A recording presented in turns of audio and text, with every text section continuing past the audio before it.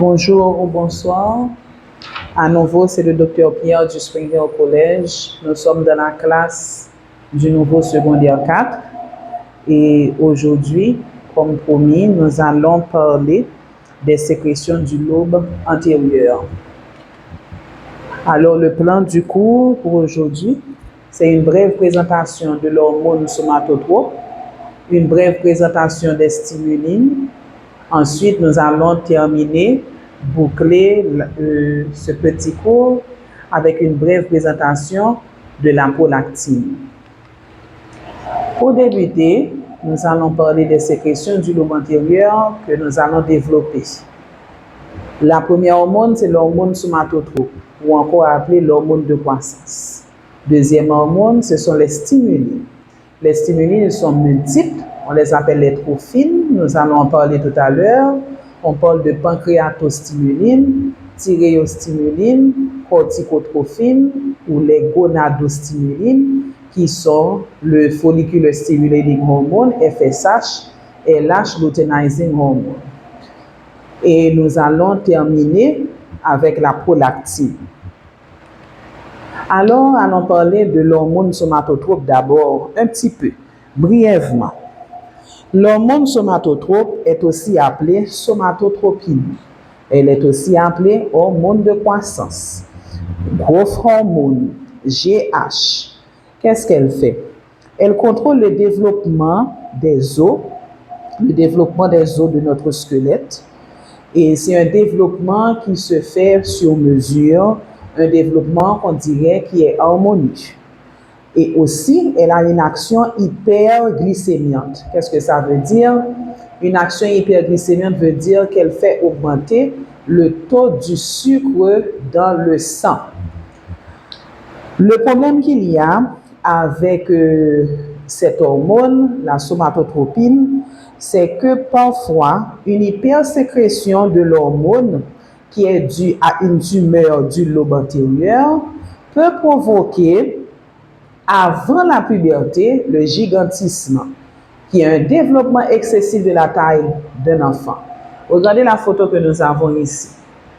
Si vous allez comparer ces deux jeunes dames qui ont une hauteur qui est, on dirait, qui est normale, comparez-le au monsieur. Le gentleman que vous voyez là a été atteint du gigantisme. C'est pourquoi il paraît aussi grand par rapport aux jeunes filles. Maintenant, si par hasard il y a une tumeur au niveau de l'hypophyse antérieure qui va causer à ce que l'hormone de croissance augmente après la puberté, ça va causer ce qu'on appelle l'acromégalie. L'acromégalie, c'est une augmentation exagérée des os de la face. Regardez cette dame-là. Cette dame, en 1977, regardez bien son nez, regardez la proportion de son visage. Maintenant, comparez-la à 1988. En 1988, regardez bien la proportion de son visage. Il y a une augmentation exagérée des os de la face et aussi ceux de l'extrémité des membres aussi. Les mains deviennent plus grandes, les pieds aussi deviennent plus grands. Qu'est-ce que ça veut dire? Si par exemple, vous aviez la pointure 7, atteint de l'acromégalie, vous pouvez voir que votre pointure va changer. La pointure peut augmenter jusqu'à un numéro 9, numéro 10, dépendamment. Une hyposécrétion de l'hormone va causer ce qu'on appelle le nanisme. Donc, ce sera vraiment l'opposé du gigantisme. Ensuite, la deuxième sécrétion du lobe antérieur, ce sont les stimulines, ou encore appelées les trophines. Ce sont des hormones de l'antéhypophyse qui sont là pour régulariser le fonctionnement de toutes les autres glandes de notre système, le système endocrinien. Maintenant, la façon qu'ils le font, c'est par rapport à ce qu'on appelle la rétroaction. Et on va en parler parce que nous allons parler du diabète. Nous allons parler aussi dans une autre vidéo de la TSH, la thyroïde, etc.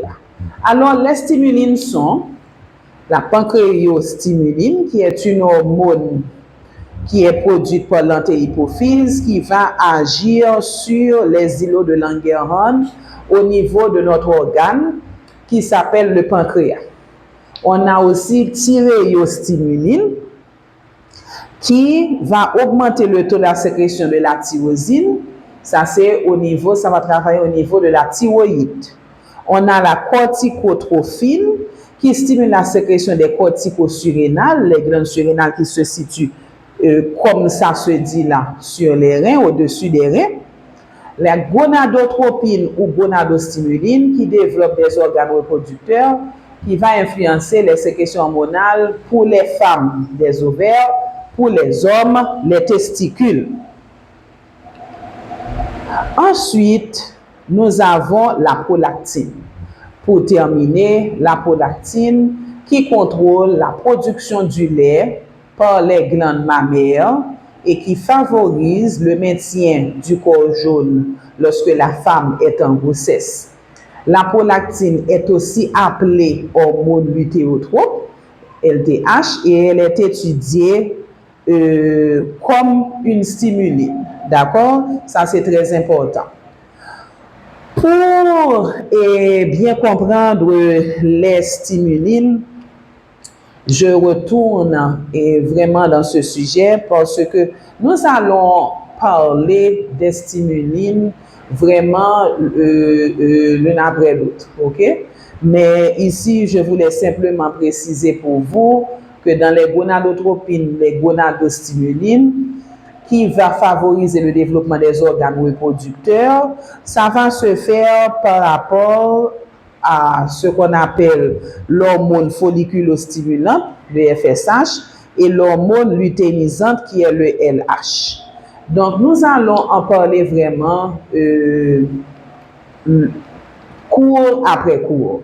Donc, pour ce cours-là, ce que je voulais faire, c'est vous donner une petite présentation des sécrétions du lobe.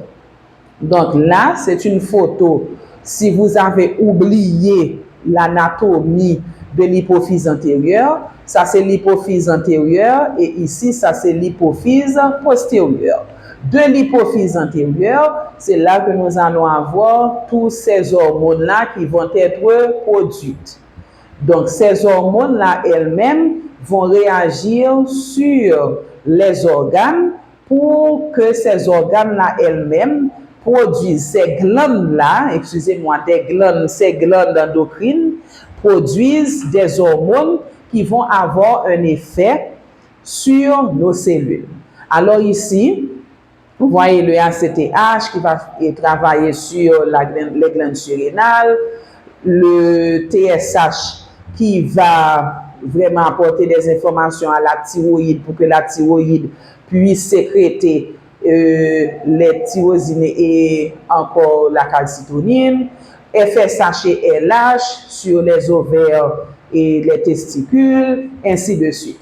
Alors vraiment, en gros, c'est de ça que nous allons voir, c'est de ça que nous allons parler. Encore à nouveau, dans la prochaine vidéo, encore le prochain cours que nous avons, nous allons parler de l'évacuation des produits du stockage du lobe antérieur. Et puis de là, nous allons entamer l'étude de chacune de ces glandes et voir les sécrétions. Plus spécifiquement, la thyroïde. Ensuite, nous allons parler du diabète mellitus et autres. Alors, abonnez-vous pour ne pas rater le prochain cours. Pour plus d'informations sur le Spring Hill College, contactez-nous au 34 18 65 96 ou au 41 40 27 27. À bientôt.